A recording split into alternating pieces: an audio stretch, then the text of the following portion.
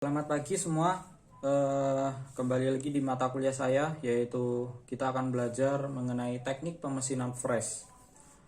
Oke, teknik pemesinan fresh kali ini kita akan membahas mengenai jenis-jenis komponen, terus fungsi, dan masih banyak lagi. Oke, baik saja kita mulai agar tidak panjang durasinya ya. Sebelumnya kita akan melihat video berikut.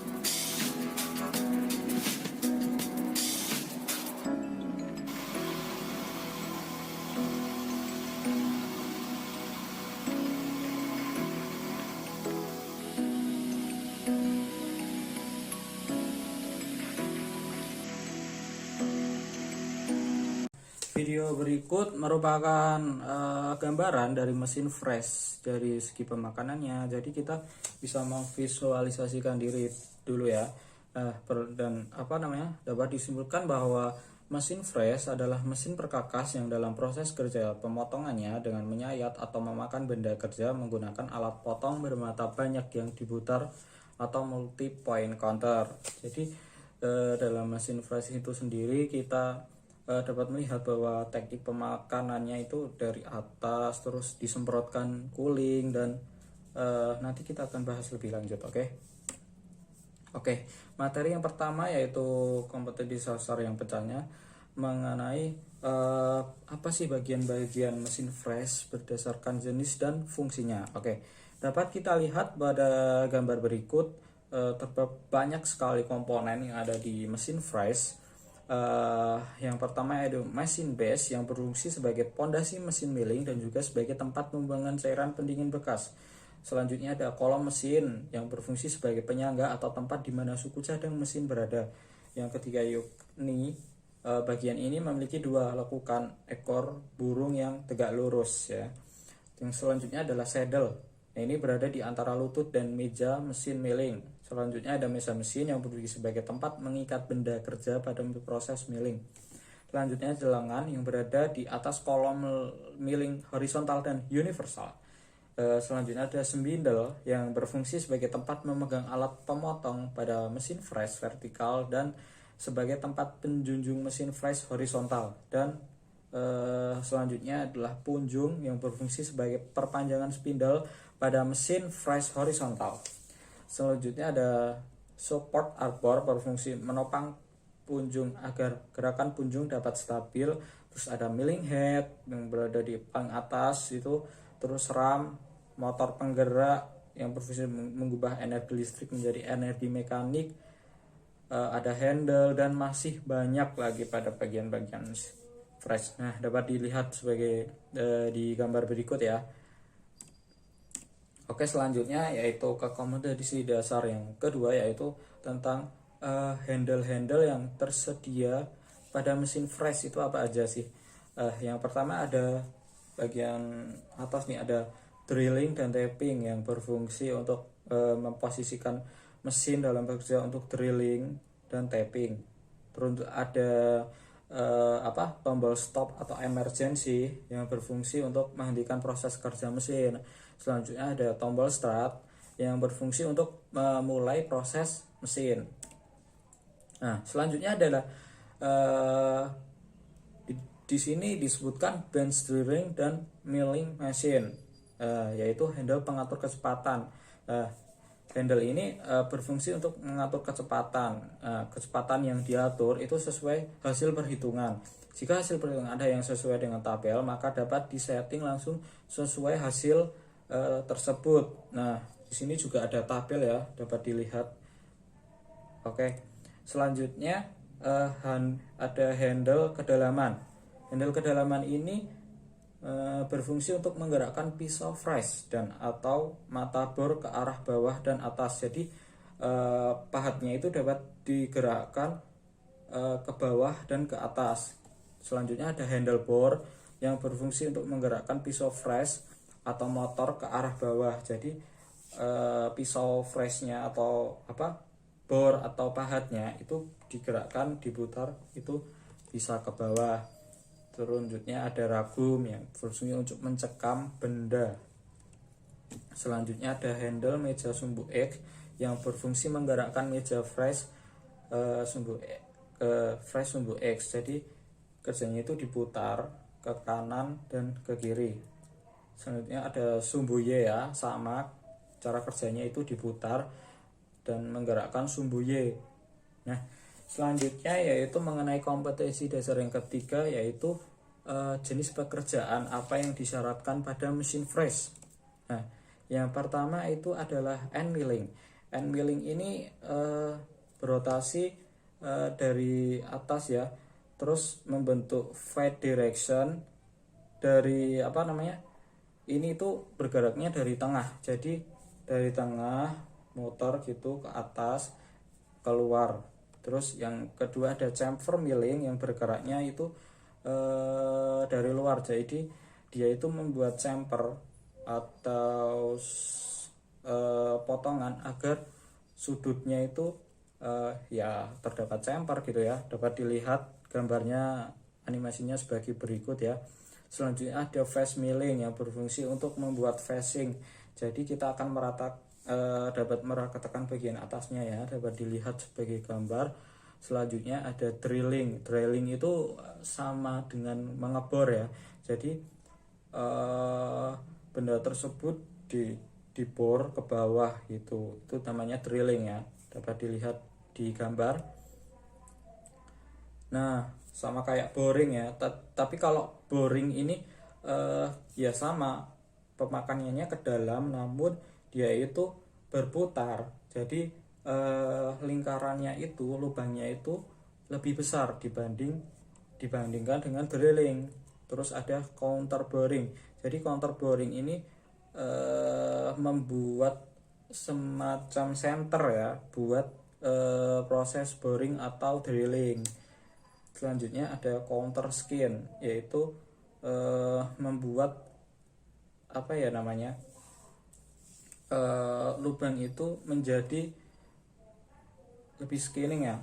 Dapat dilihat sebagai gambar berikut. Terus ada rimming, ada tapping. Nah, tapping ini berfungsi sebagai membuat kayak ulir ya. Jadi di dalam lubang sendiri itu terdapat ulir yang nanti dapat dimasukkan mur dan sebagainya. Selanjutnya kompetensi dasar yang keempat yaitu menganalisis kecepatan putar. Nah, kecepatan putar itu sendiri dapat dilihat di tabel berikut. Terdapat baja lunak, besi tuang, perunggu, tembaga, kuningan, dan aluminium.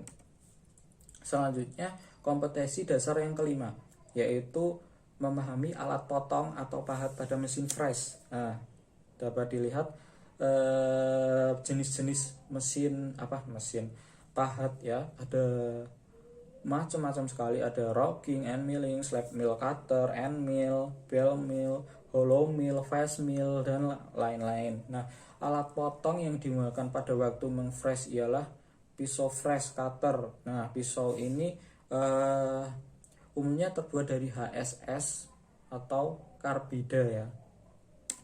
Selanjutnya kompetensi dasar yang keenam yaitu menganalisis alat potong pada holder yang sesuai dengan keperluannya. Nah, yang pertama ada pisau mantel. Pisau jenis ini dipakai pada mesin fresh horizontal, biasanya digunakan untuk pemakanan kasar. Nah, yang kedua ada pisau alur. Pisau alur berfungsi untuk membuat alur pada bidang permukaan benda kerja. Dan yang ketiga yaitu ada pisau fresh gigi, yaitu ini digunakan untuk membuat roda gigi. Yang selanjutnya yaitu cutter radius cekung. Pisau ini digunakan untuk membuat benda kerja yang bentuknya memiliki radius dalam atau cekung. Selanjutnya ada kata radius cembung. Nah, sama kayak cekung, namun benda ini cutter ini digunakan yang untuk radius luar ya, sehingga membentuk cembung. Selanjutnya ada cutter alur T. Cutter ini dipakai untuk membuat alur berbentuk T seperti halnya pada mesin fresh ya. Selanjutnya ada cutter ekor burung. Pada pisau ini digunakan untuk membuat alur berbentuk sudut yang hasilnya sesuai dengan sudut pisau yang digunakan. Selanjutnya ada pisau jari. Nah, ukuran pisau ini sangat kecil ya, sampai ukuran besar itu macam-macam. Nah, biasanya dipakai untuk membuat alur pada bidang datar atau pasak, dan jenis pisau ini pada umumnya dipasang pada posisi tegak pada mesin fresh, vertikal. Nah, yang selanjutnya ada pisau fresh muka dan sisi. Jenis pisau ini memiliki mata sayat di muka dan di sisi. Dapat digunakan untuk memfresh bidang rata dan bertingkat. Ada pisau fresh pengasaran, yaitu salah satu ciri khas yang berbeda dengan cutter yang lain. Pada sisinya berbentuk alur helix yang dapat digunakan untuk menyayat benda kerja ya. Yang terakhir adalah pisau fresh gergaji. Pisau jenis ini digunakan untuk memotong atau membelah benda kerja. Nah, selain itu dapat digunakan untuk membuat alur yang memiliki ukuran lebih kecil. Lanjut ke kompetensi dasar yang ketujuh, yaitu mengklasifikasikan penjepit benda kerja atau ragum. Nah, di sini ada macam-macam penjepit benda kerja ya. Dapat dilihat ada klem, terus ada blok siku, ada blok V dan kelengkapannya, terus ada ragum. Nah, yang umumnya ini bisa digunakan untuk kerja bangku juga ya. Terus ada kepala pembagi. Nah, ini di mesin bubut juga ada, tapi ini yang di mesin fresh. Terus ada rotary table. Terus rotary table. Nah, selanjutnya kita ke kompetensi dasar yang ke-8, yaitu menganalisis penjepit benda kerja tersebut ya. Nah, komponennya dapat dilihat ada rahang geser, rahang tetap, anvil, slider, base, dudukan. Nah, ini sudah umum sekali ya. Ragum ini dapat mungkin sudah pada tahu soal ragum ini karena ini dasar banget materi kerja bangku ya dulu. Nah, ini adalah fungsinya, yaitu ada rahang geser, itu fungsinya untuk menggeser, dan cara kerjanya itu diputar. Ada rahang tetap, dia itu pasif ya. Terus ada anvil, dundukan benda kerja yang digunakan untuk meletakkan benda kerja. Terus slider, ada base juga yang tadi sudah dijelaskan ya di gambar. Nah, jenis-jenis ragum itu ada beberapa ya. Ada ragum biasa yang digunakan ya bentuknya sederhana, digunakan untuk memfresh bidang datar. Terus ada ragum putar. Nah, ragum ini dapat diputar 360 derajat. Terus ada ragum universal, yaitu sama 360 derajat namun ditambah dengan bidang vertikal, yaitu sebesar 90 derajat.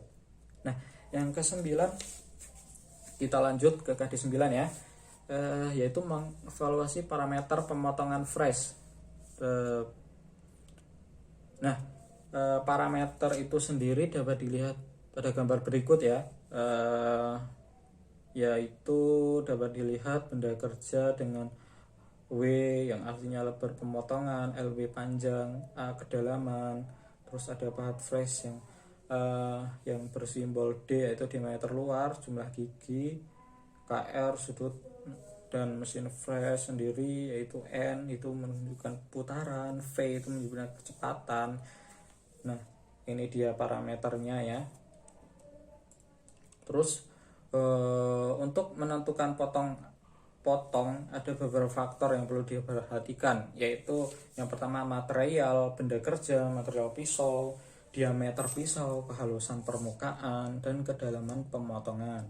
Nah, rumusnya dapat dilihat ya sebagai berikut. V sama dengan pi diameter kali putaran dibagi 1000 dengan satuannya meter per menit. Nah, rumusnya dapat dilanjutkan sebagai berikut. Fz sama dengan V dikali F kali Z dikali N.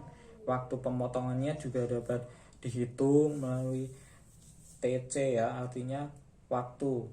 Terus di rumusnya itu L dikali T dikali V dikali F. Nah, satuannya itu menit. Selanjutnya ada kecepatan penghasil gramnya juga dapat dihitung sebagai berikut ya. Nah, yang terakhir kita kompetensi dasar yang 10 yaitu menerapkan prosedur teknik pengfreeze balok segi 4. Nah, langkah-langkah pengoperasian mesin freeze pada balok segi 4 yaitu yang pertama mempelajari gambar kerja. Nah, sehingga kita harus paham dulu gambar kerjanya itu seperti apa. Terus selanjutnya adalah memahami karakteristik bahan yang digunakan. Jadi cutternya itu yang digunakan apa, putarannya itu seberapa, feeding, media pendingin atau cooling yang digunakan itu sebesar apa. Terus selanjutnya kita menetapkan kualitas hasil penyanyatan yang diinginkan, tingkat kekasaran dan lain-lain. Terus menentukan geometri cutter dan selanjutnya menentukan alat bantu yang dibutuhkan di dalam proses. Terus menentukan parameter-parameter pemotongan yang akan digunakan pada proses nanti ya. Selanjutnya itu pengerjaan atau pemakanan. Nah, bentuk-bentuk persegi itu misalnya membuat segi 6, segi 4 dan sebagainya itu dapat dilakukan dengan mesin freeze dengan alat bantu kepala pembagi. Nah, kepala pembagi itu dapat dilihat dari gambar berikut. Ada pengfreezan segi 4 dengan end mill cutter. Terus ada juga dengan pengfreezan persegi 4 dengan cell end mill cutter. Perbedaannya dapat dilihat di gambar berikut ya. Nah, mungkin kali ini yang dapat saya sampaikan ya. Jadi kesimpulannya mesin freeze itu mudah digunakan. Jadi jika kita paham mengenai dasar-dasar komponennya apa aja, fungsinya apa aja, kita dapat menggunakan mesin freeze itu dengan mudah, namun tetap mematuhi K3 ya. Kita menggunakan alat pengaman seperti wear pack, kacamata bengkel, terus mungkin sarung tangan, sepatu, dan